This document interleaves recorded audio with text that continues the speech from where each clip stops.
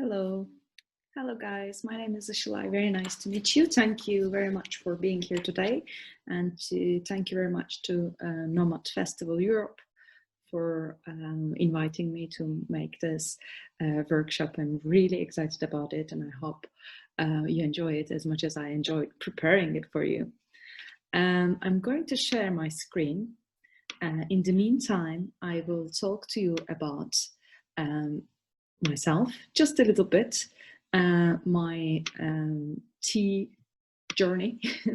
I'm from Turkey originally, and as you may know, Turkey is the largest tea consuming country in the world per capita. I also lived in the UK for 7 years, and since last year I've been living in China, Beijing. So I have a perspective around tea from 3 different countries. Pretty much all of them are tea obsessed, and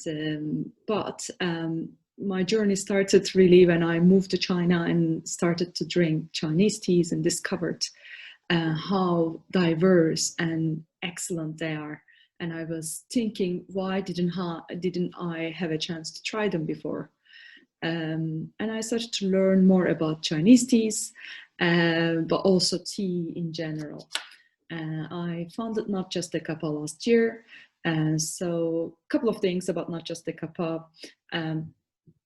It has a mission that tea is more than a beverage, so we shouldn't really limit tea as a cuppa, as in the UK, which means cup of tea. It deserves much more than just being comforting drink, but it's more than that. So this is the idea.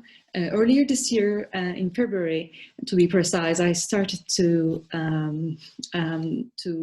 do a challenge on my blog, whereby I'm introducing a new tea every day. So this is gonna last hopefully 365 days. I'm already in 260 something, or by the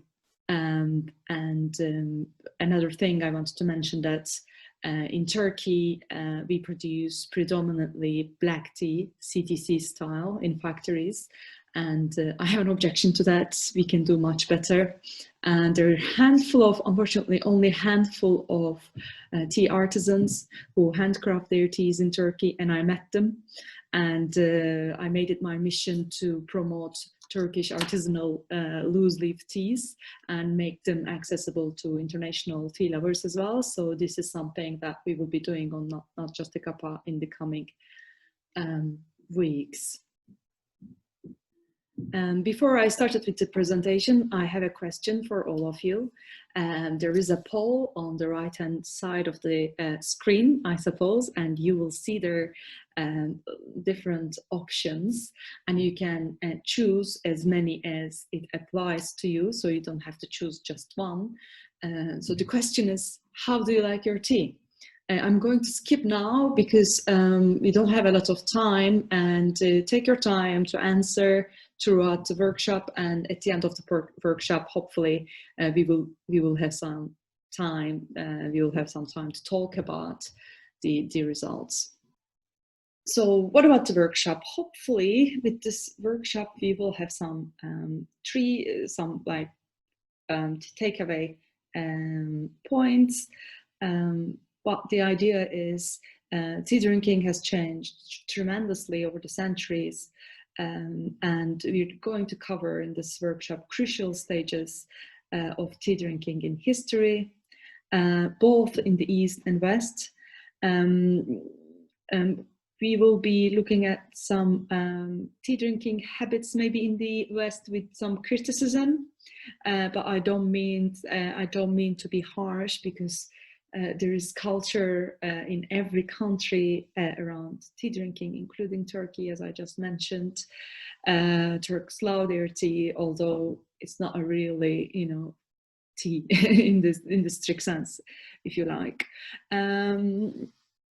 We will underline some changes in tea consumption in the recent years, and we will talk about also some social movements that might be influencing tea drinking now and going forward. So why don't we start from the origins? I'll try to be scientific, so I will try not to speculate. That's why I will talk to, and I will refer to some researches done. So the origin of tea, what is the oldest proof regarding where tea comes from? So that has been a debatable question over the centuries. Was it India? Is it China? Is it somewhere around India, China? I don't know, Myanmar, Burma, and Vietnam? Or is it just China, or is it just India? We don't know that. But in 1978, scientists, Chinese Academy of Science, estimated the age of this tea fossil, and these are tea leaves and tea seeds, around 35 million years old. And this area is in Jinggu County of Yunnan province, south of China. And the seeds and leaves, they belong to a plant that no longer exists. However, it is thought to be the direct ancestor of Camellia sinensis, which is the modern tea plant today. This is the oldest evidence that we have. Therefore, we should take it as the truth or potential truth at the moment, and we should assume that tea was originated in modern day China. Obviously, the next question is, what about tea cultivation? That's another question, and that's another debate. It's not a debate, it's more or less certain that tea cultivation was first made in China. Actually, again, scientists found in this Neolithical site in the south of Hangzhou Bay, and they found some evidence. Apologies, the photo looks like droppings, but actually these are roots belong to a 60,000-year-old tea tree.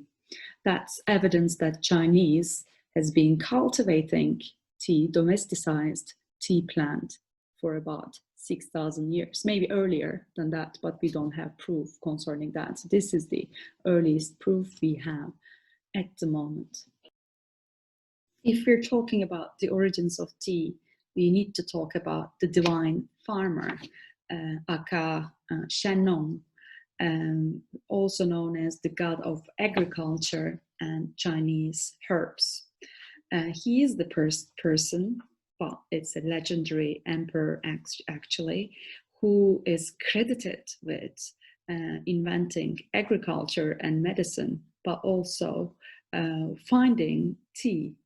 And how did it happen? There are lots of myths around it, but I think the common point in all the legends is that he was in the mountains trying to find different herbs, medicinal herbs, and he was boiling water under a tree, and some leaves fell into his cauldron, and he tried the taste, and he really enjoyed it, found it pleasant, and this was the beginning of tea culture and tea drinking in China. Let's move to the following slide. Here you see a photo of an emperor, more precisely Emperor Qing of Han Dynasty. He died in 141 BC. And why that is important? Because in his tomb, apart from other treasures, some tea was found. And these tea leaves belong to 2,100 years ago. That signifies tea was consumed around that time as a luxury item. It was consumed by the emperors and high-ranking officials. In China, in overall China, it was seen as an exotic drink that comes from the south. It wasn't available for everybody.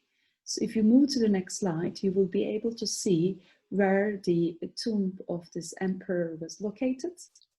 And inside it, you can see where the tea, remainings of tea was found. And when they the scientists investigated the pieces, they compared them with today's green tea. This is a bud and leaf set morphologically to see how similar they were. Next slide. Chinese first saw tea as a herbal medicine, and physicians were prescribing tea, recommended it as a useful medicine for fostering longevity, curing drunkenness, preventing heart stroke, treating insomnia, and inducing relaxation even.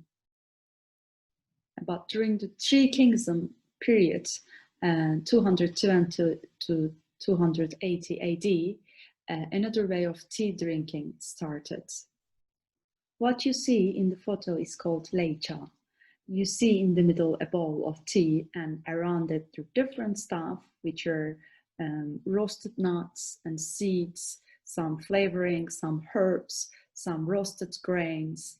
And this tradition has been going on still in certain parts of mainland China, where Hakka people are keeping this tradition, but also outside China, in Malaysia and places like this, you can still find hei cha being eaten because tea was considered then as food rather than a drink.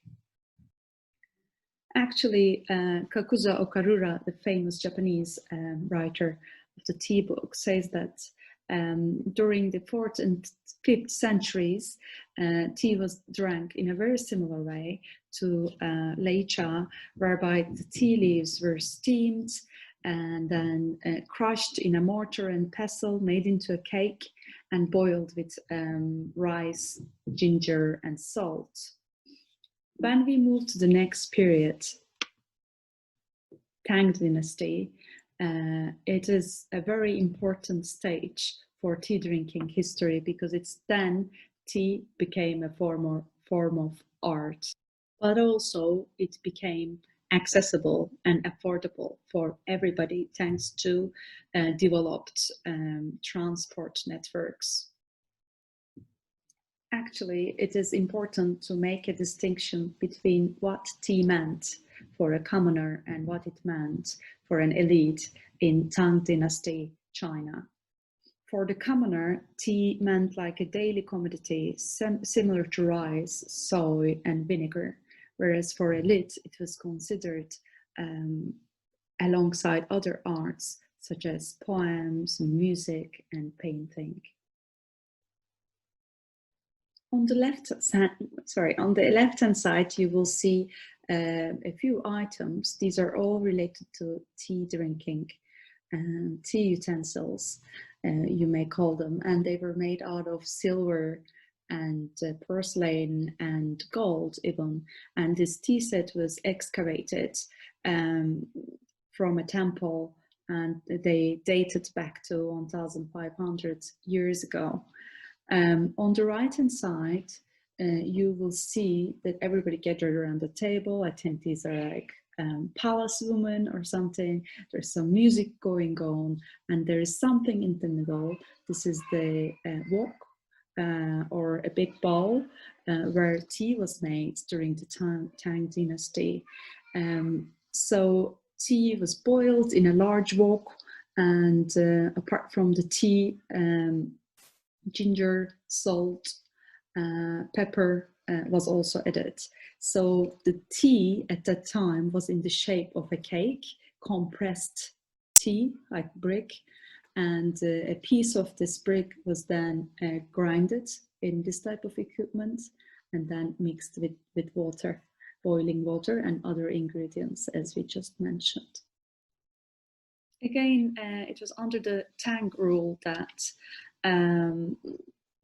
tea drinking was refined. A new employment category called tea master has been introduced. These masters were employed by the emperor and high-ranking officers, but also elite class from the public, and their job was to make sure that good quality fine teas are not wasted. Moving on to the next slide.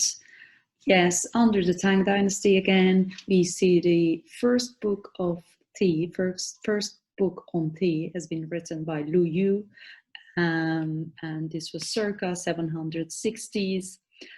What is important is that he emphasized that all moments in life should be accompanied by beauty. And this concept has become central to tea ceremonies in China, but also Japan. In his book, he formulated the code of tea. He talked about very specific things from like the choice of water for boiling or degree of boiling. He talked about and introduced some tea utensils, and some of them are still in use today. As you can see, there are some drawings in the book.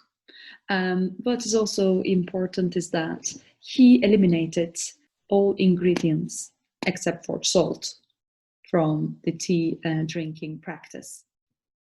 I have to say, I have very musical neighbors, so you may be hearing piano from time to time. Apologies, it's not something I can control, unfortunately.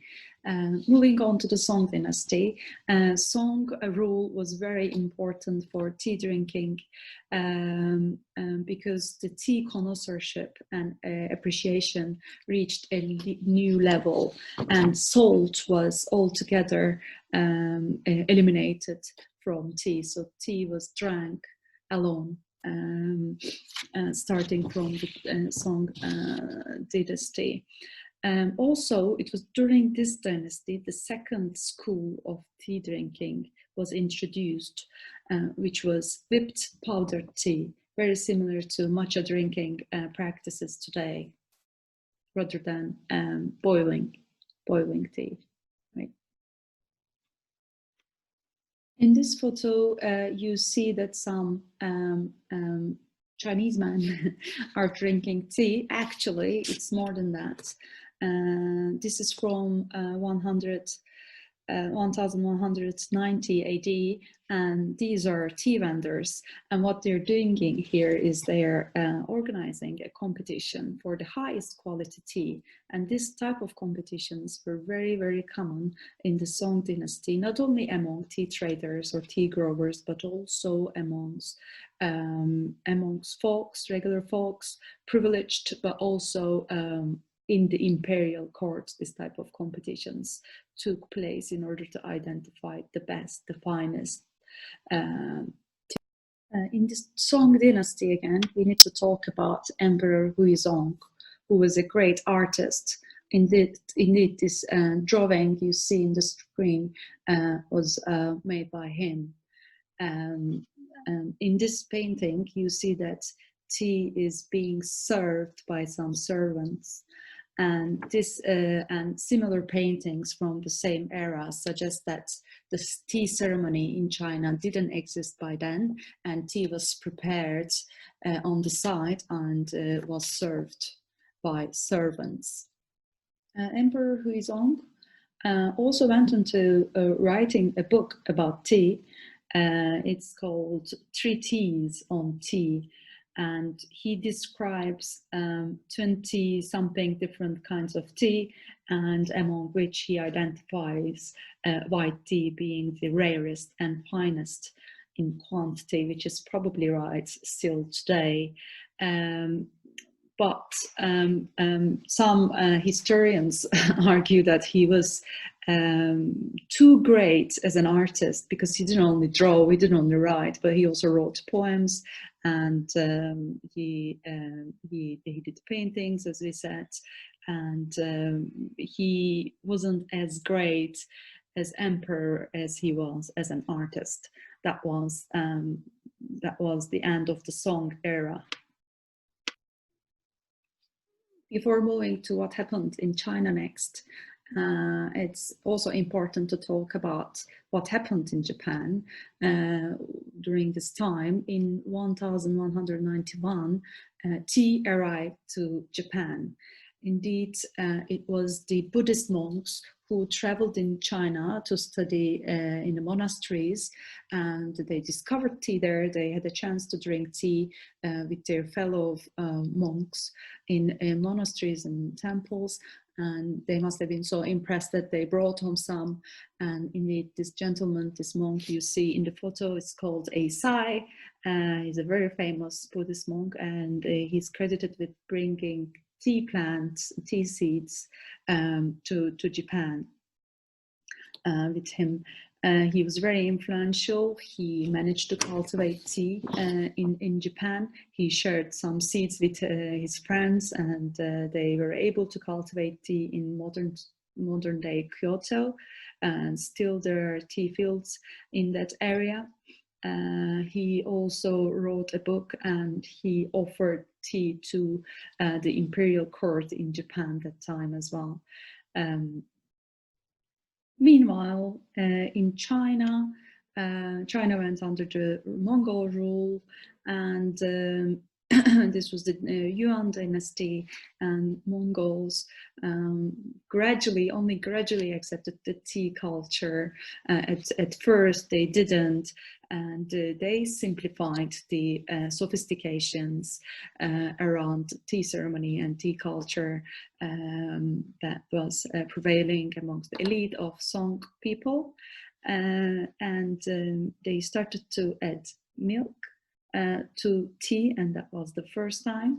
And some historians, some scientists say they do it because it helps with their greasy diets, but they were drinking dark tea basically with some hair milk added into it.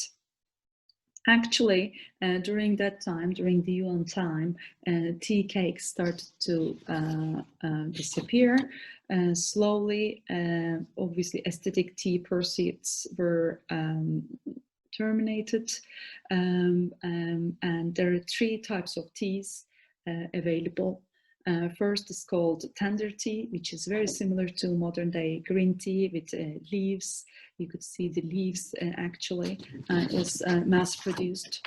Also, dust tea was mass produced from Song Dynasty. That's something that they kept, similar to matcha. And also there was third kind, which was not tea, and tea was drank with certain additives, including nuts and some fruits. And the third category, not tea, was very popular amongst the folk, regular folk. Mongol rule, the Yuan dynasty, also came to an end, and Ming Dynasty was formed in the 14th century, and we have the first emperor of Ming Dynasty, Ming Taizu, who was also influential in terms of tea drinking in history. He didn't come from an elite family. He was coming from a peasant family, actually, and under his reign, a lot of policies were introduced regarding tea cultivation, production, grading, storage, and transportation. And some of the things he introduced by policies are still in use today. In 391, Ming Taizu introduced a law putting a limit on production of brick tea. So actually he banned the production of brick tea, and those who produced brick tea had to pay a fine. And he was promoting the cultivation of loose leaf tea, and in Ming Dynasty we see the third school of tea drinking, which is steeping loose leaf, and this is still in use today and common in China, in certain parts of the world. During Ming Dynasty, secrets of oxidation firstly developed, and the Chinese were very close to making black tea, actually, or oolong tea. What else we can say about this period was that for the first time we see Yixin, the famous Yixin teapot. And this is also obviously in line with brewing loose leaf teas. And this particular teapot was excavated in, it comes from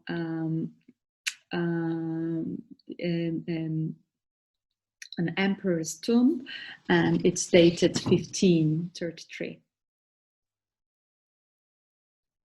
Ming Dynasty also came to an end, and Qing Dynasty, also known as Manchu Dynasty, started. And Manchus were a tribal society in the north of China, and they also used to drink tea, and they added fermented milk into tea. And this teapot you see is from that period, dated back to early Kanchi period. If I go back one more slide, what is important to say about this period and the first Qing emperor, whose name was Kanchi, and he established a peace treaty with Russia, and he reinstated the exchange of goods and materials, and border tea was the major export item by then. Again, I think it's important to state that for Manchus, tea was an important daily source of food, alongside vinegar, soy, salt, and pepper. It was around the Qing Dynasty when Europeans discovered tea as well. So tea comes to Europe in the 17th century, and it's a little bit unknown, but firstly it was Portuguese who brought tea to Europe. However, it was Dutch who made tea a popular drink, popular beverage, not only in the Netherlands, but also other parts of the world. We will talk about it, but also it was the Dutch again, firstly, that started to trade tea. Actually, it was 1610 when the first shipment of black tea, and black tea was invented around this time to make sure that tea could survive the long haul distance and harsh meteorological conditions. And in the harbor of The Hague, the tea arrives in 1610.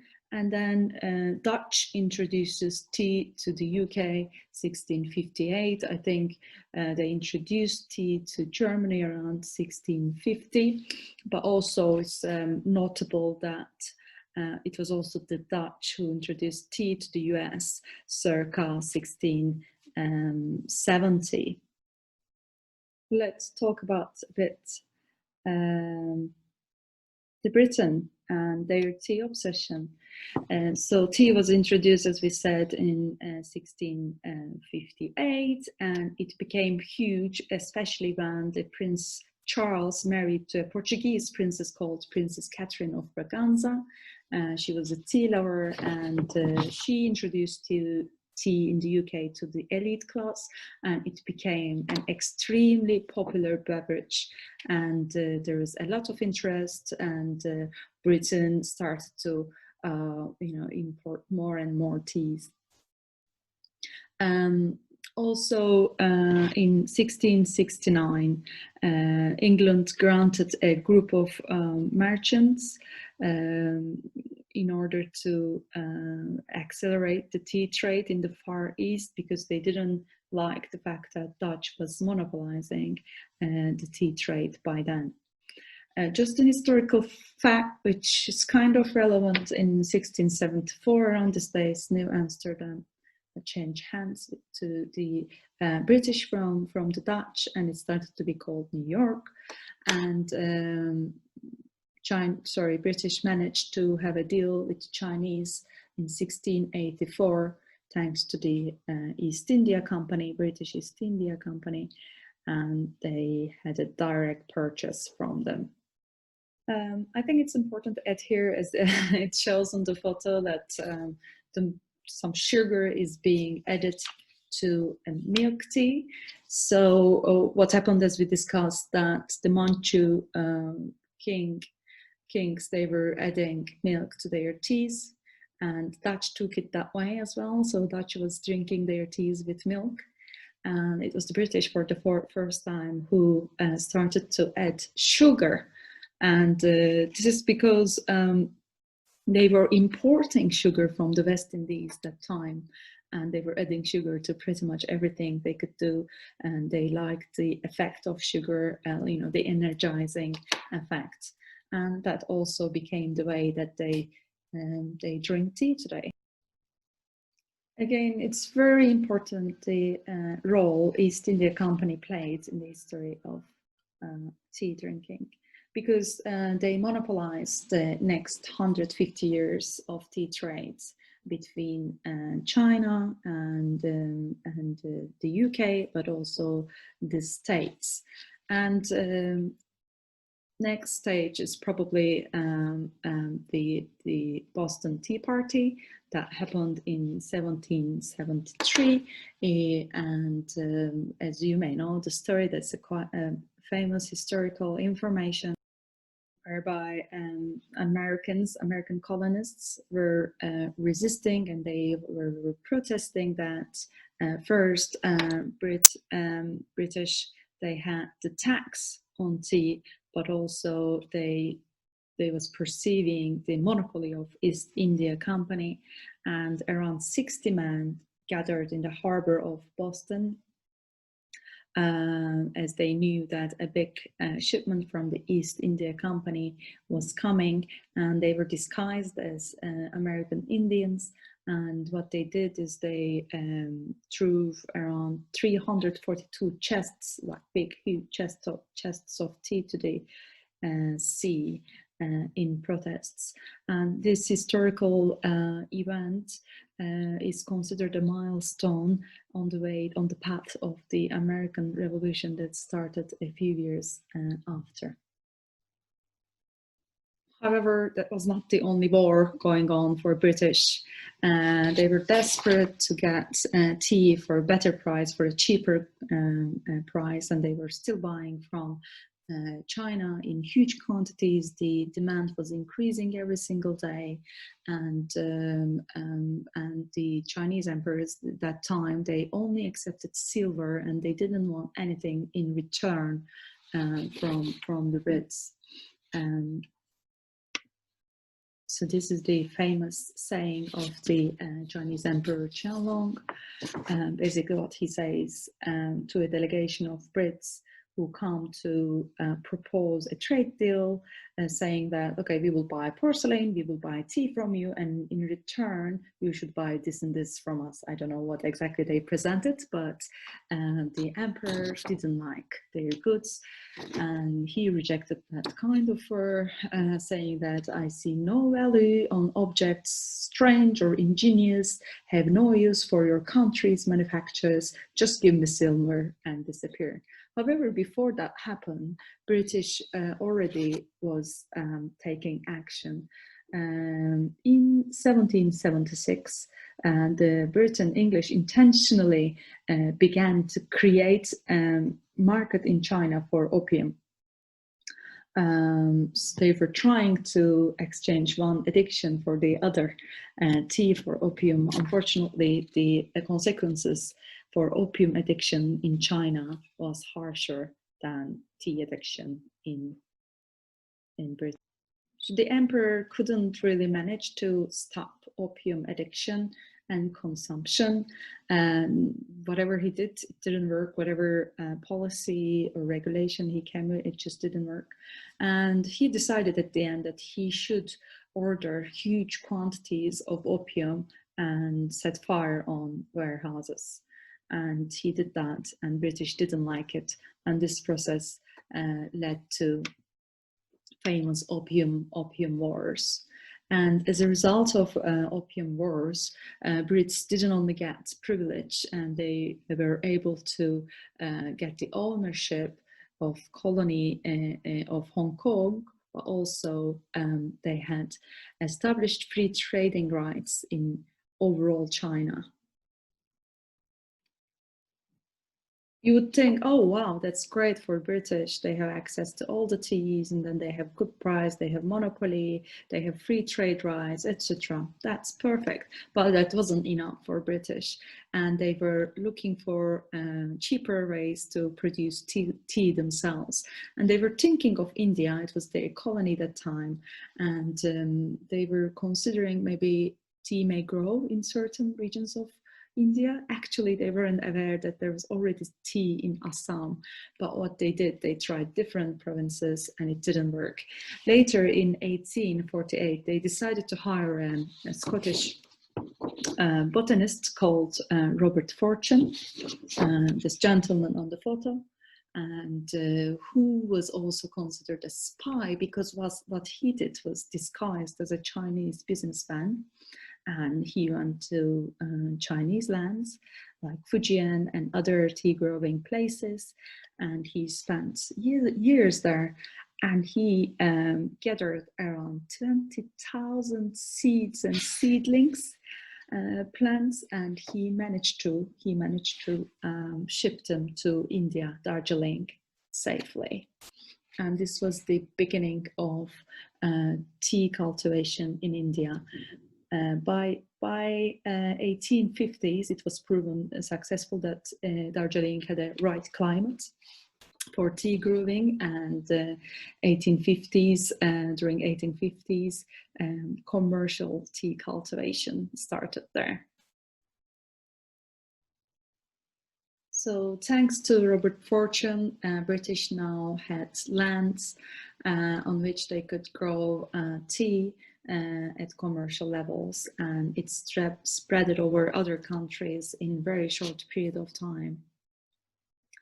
Another historical milestone for tea drinking and tea production is the invention of the CTC, mass production of tea. So this machine, CTC, stands for crush, tear and curl. It was invented by Sir William Kershaw and has been in use today since 1930s when he invented it. And it makes broken tea leaves, as you will see just in a second on the photo. So it's very different from the loose leaf, the whole leaf teas as Chinese was producing until then. So why this machine is important? Because it made the production of tea, black tea, very short. Actually, thanks to this machine, the oxidation became a very, very short process, and therefore this tea, the tea produced by CTC is today's well-known black tea, and British makes a cuppa out of it, and then it normally fills up tea bags, but it's also sometimes available in loose forms.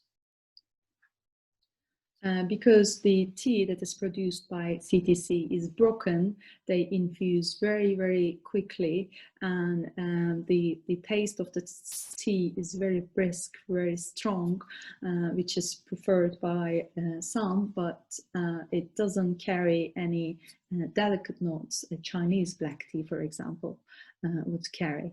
It's needless to say, CTC black teas are the most popular black teas today in the market, and most of the tea are produced through using CTC machines overall, all around the world.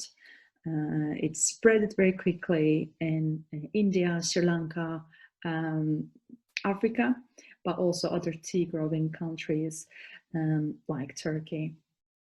Actually, I've been ahead of myself because I already talked to you about some tea bags. I mentioned tea bags, but tea bags were not invented actually until early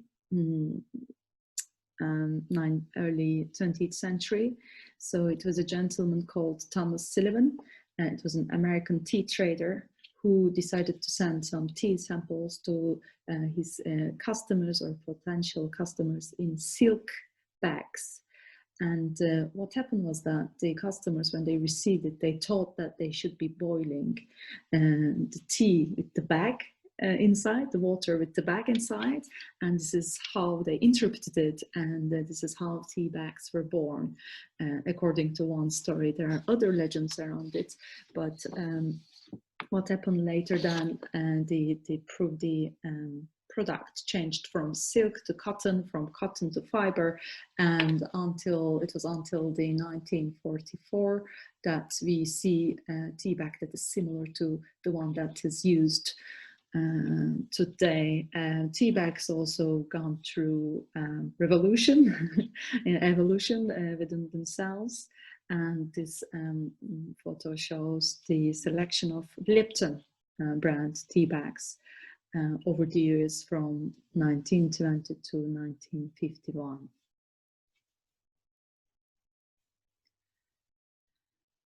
Today, so what do we see in this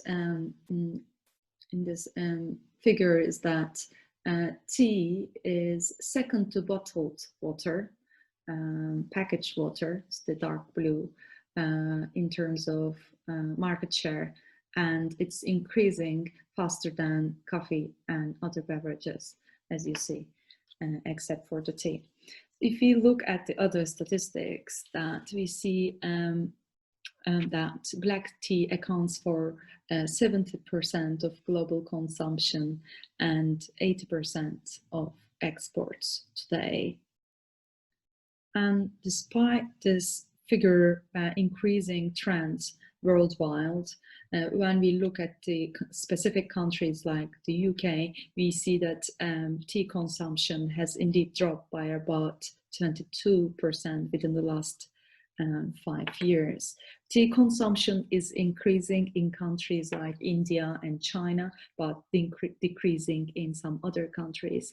And consumers started to see different varieties of tea, like herbal tea or oolong tea that wasn't very accessible or familiar to them. Now they have access to that, and specialty teas, as they are referred to by some researchers, are in demand. Sales of tea bags, black teas, etc., are decreasing, whereas there is a trend, an increasing trend for the consumption and sales of specialty teas.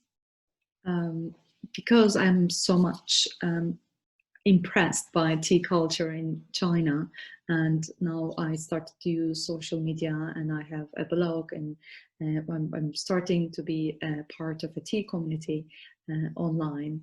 And my perception is that tea consumption is changing, and it's going to change among users, among those who drink tea for health reasons, or among those who drink tea to, take a break from busy life, and almost see it as a meditation. Tea drinking practices will be shaped around old traditions like those in China and Japan. That's my opinion. However, as you know, at the beginning, I asked you, how do you like your tea? Let's discuss this in a couple of minutes, because I'm gonna be back quickly. What I wanted to introduce you maybe with something that you may not have heard of. Actually, I was thinking about tea drinking practices in modern day, and I was looking for something. For example, I also like food, and I am aware of some food movements. I'm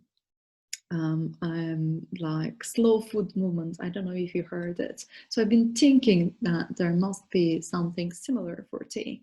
And indeed, I discovered an academic called Gary Sigley, wrote a manifesto for slow tea movement in 2012. And I strongly recommend his article to you. If you don't have access to it, let me know. I'd be happily sharing it with you. And he suggests, and I would like to end my presentation today with his words, that Tea consumers of the world, unite. You have nothing to lose but your tea bags. You have a whole afternoon of tea drinking to win. And this is the bibliography I used, and I would like to thank you very much, and please stay in touch. Get in touch for any questions you may have, and hopefully we now can have a Q&A session whereby I can answer any questions you may have. Thank you again for your patience. Thank you for sharing presentation. Hello everyone, we are on the front stage. Please have your questions down if you have questions, and we had a poll about the tea. So if you haven't, please click pause. Thanks, Isilay. No problem, it's my pleasure. And I've seen some comments at the chat section, and really happy with that. I'm really glad that you guys enjoyed the presentation. One would think that history is quite a boring subject. So I try to make it a little bit interesting for you. And obviously you're interested in tea, so I'm glad that you find it interesting. I said interesting so many times, so I will stop. While I'm going through the question, would you like to share what's the result for polls? Yes, please. Yeah, that was interesting. Thank you very much for responding. I think we had a technical issue. I thought you could select multiple choices. It wasn't multiple answers. It wasn't possible. So the result might be a little bit skewed. But what we see that loose Gongfu style tea drinking is leading by 45% among us, followed by, let me quickly check, 17% loose Western style drinking. And the third popular answer is matcha.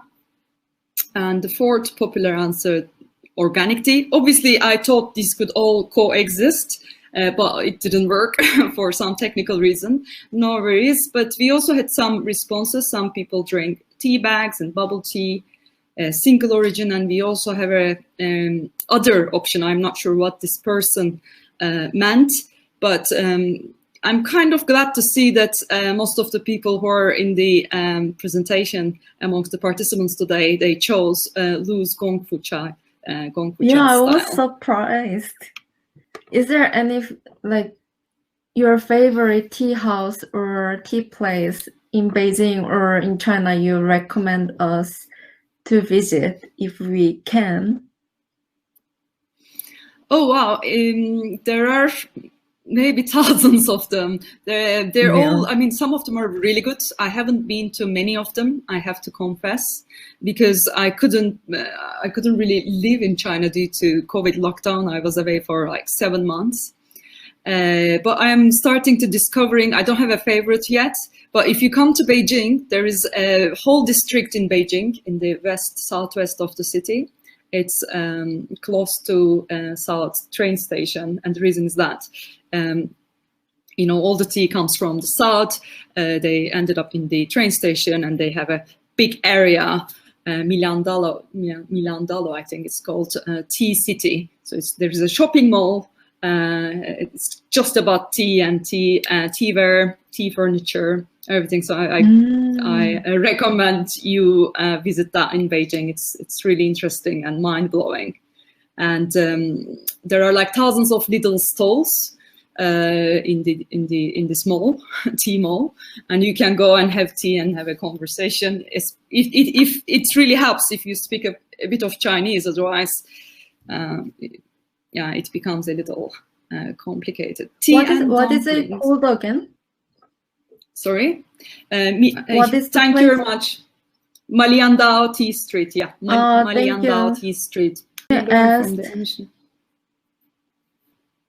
At the beginning of your presentation, you asked, can you learn from the ancient tea drinking history? So can we? Yeah, I hope so. I hope we can learn that CTC style tea, for example, or tea bags were just invented to promote,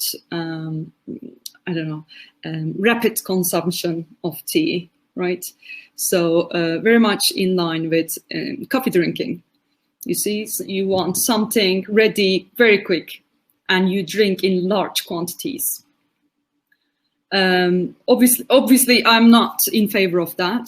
And yes, we can go back. So that's the idea. I think there is a social tea movement going on, as I mentioned at the end, slow tea movement. Hopefully more and more people will be aware thanks to social media and improving transport links. And we can go back to the original ways of drinking tea, like matcha. I mean, matcha has been already becoming very popular. Have you visited the CTC tea factory? I did visit one or two in Turkey, indeed. Yeah, hopefully we can learn and we can be part of this social movement and make it a bit more, I don't know, more, we can raise awareness around it. And through social media, we can also share experiences and knowledge around tea. And there's a lot of knowledge around tea. CTC is still very popular.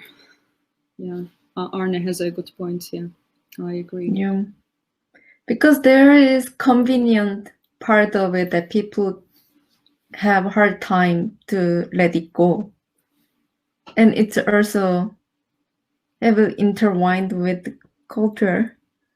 Senia said, I haven't had the CTC since I was 12. Yeah, I believe, I mean, there are two, like, major, very bluntly putting it, but there are two major ways of approaching tea. You see tea as an everyday object, everyday consumption thing, beverage. Similarly, Manchus and Mongols, as I mentioned in the presentation, they were viewing tea, they were perceiving it something like a daily product, similar to rice, similar to soy, similar to vinegar. But there's also another school of thought, obviously. How they perceive tea is completely different. They value tea, they value the plant, they hand pluck the tea plant, and then they process it by hand rather than by machine. So I suppose there are two different ways of thought, depending on, in which society you're in, you're closer to one or another, I suppose. But you can always learn and you can perhaps even enjoy more. There was a question about, can you share some tips in finding great and specialties out of Turkey?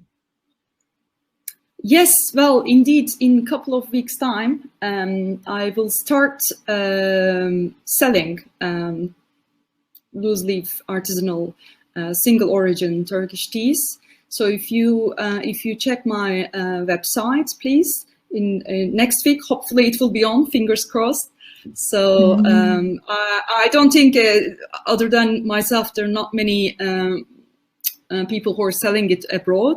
In the Turkish market, there is some loose-leaf Turkish tea available, but you have to buy it in Turkey. So please, please get in touch, and I'd be happy to share the link, or you can also check the website right away. The way tea is drunk in Tibet.